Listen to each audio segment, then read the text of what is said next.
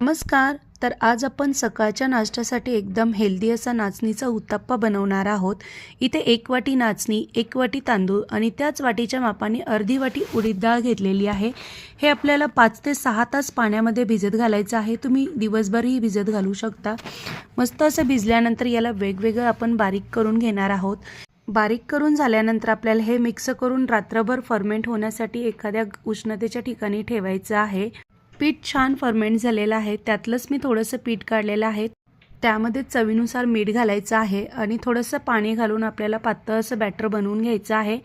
गॅसवरती तवा ठेवलाय, थोडंसं तेल घालायचं. तवा छान गरम झाला की मस्त असं आपल्याला उत्तप्पा बनवून घ्यायचा आहे. खूप छान हेल्दी हा उत्तप्पा तयार होतो. तुम्हाला जर प्लेन उत्तप्पा आवडत नसेल तर तुम्ही कांदा टोमॅटो घालूनही उत्तप्पा बनवू शकता.